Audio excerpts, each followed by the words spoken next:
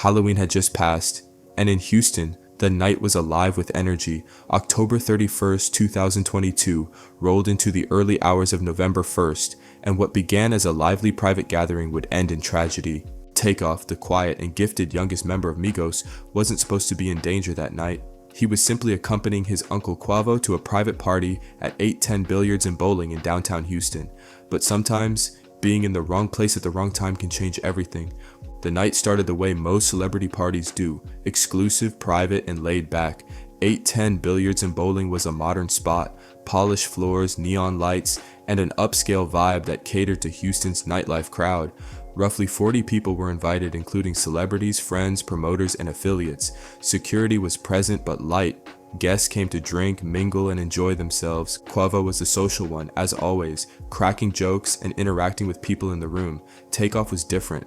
Those who knew him said he was standing back, quiet, observing, just being supportive of his uncle. That was his style, humble, out of the way, rarely in the spotlight when he didn't need to be.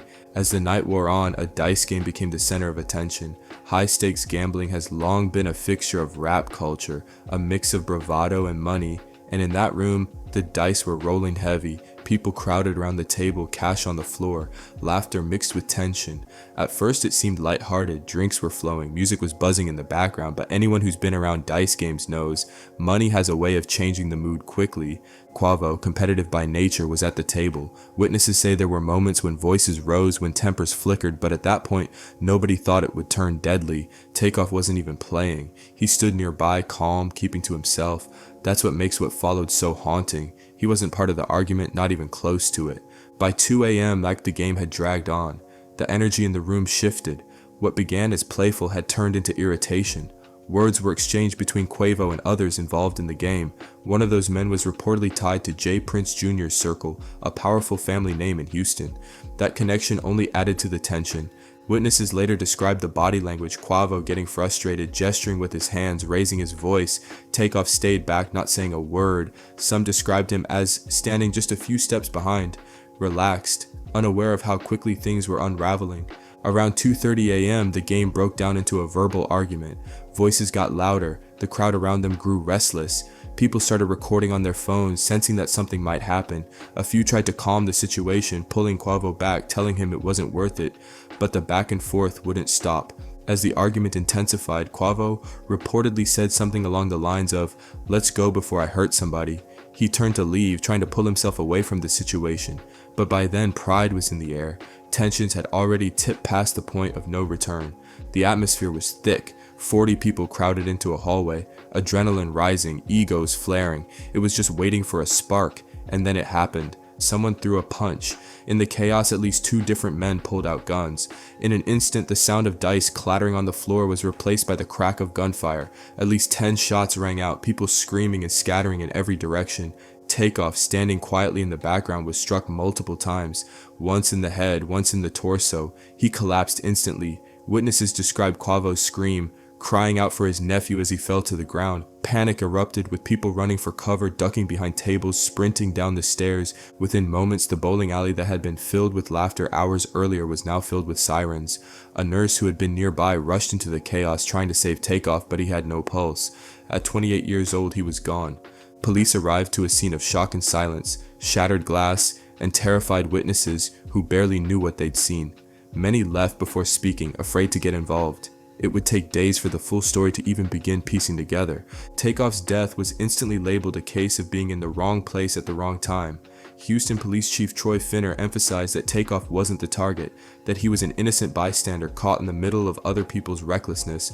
Quality Control, his label, released a statement calling his death senseless, describing it as a stray bullet that took one of hip-hop's brightest lights, but the details leading up to it only made the loss harder to process. This wasn't a planned attack. This wasn't about rap beef or some long-standing rivalry. It was about pride, a game of dice and tempers that boiled over at exactly the wrong moment. In the weeks that followed, police combed through video footage, cell phone records, and witness testimonies. On November 26, Cameron Joshua, known as Lil Cam 5th, was arrested, not for firing the fatal shot, but for illegally carrying a gun that night. Then on December 2nd, police arrested Patrick Xavier Clark, 33 years old, charging him with murder after identifying him on surveillance footage holding a gun and firing in Takeoff's direction. Clark was caught attempting to get a passport and flee to Mexico just days after the shooting. He now faces up to life in prison if convicted. For Quavo, the trauma was overwhelming. He had stood only feet from Takeoff when the shots rang out.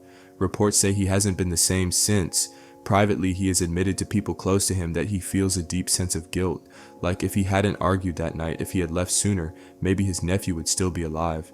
It's the kind of responsibility no uncle should have to carry, but one Quavo has struggled with every day since that night. He has since spoken out against gun violence, channeling his grief into advocacy while also paying tribute through music. His song Without You was a heartbreaking ode to the nephew who was more like a brother.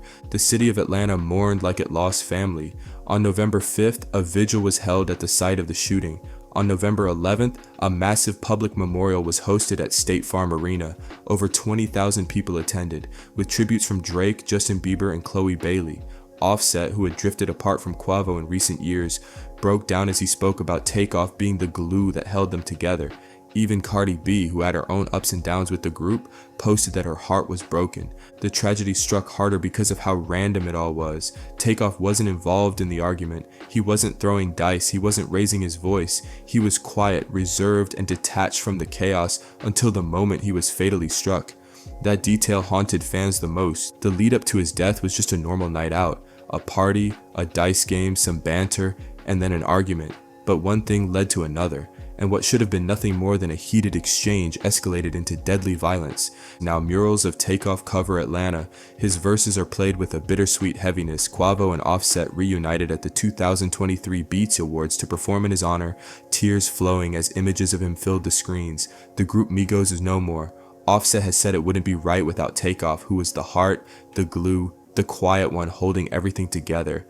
That night in Houston will forever be remembered as the night hip-hop lost one of its most gifted, underrated voices. A dice game, a few harsh words, and the wrong people with guns turned a celebration into catastrophe. Takeoff didn't live by violence, and he didn't deserve to die by it. He was simply there, loyal to his family, supportive of his uncle when the worst happened. The lead up makes the loss feel even more tragic because it was so avoidable. If security had been tighter, if egos had been checked, if someone had stepped in sooner, maybe the story would be different. But instead, what should have been just another night out ended as the night the world lost Takeoff. That's a special guest in the building. The gang. Album's out right now, Migos. What's happening? And we got the homie P from Quality Control. What's up, sir? What's happening? Hey, y'all getting a lot of money, man. Yeah, sir. A lot of money. He said, yes, sir. Keeping God first, you know. That's what happened. That's what happened.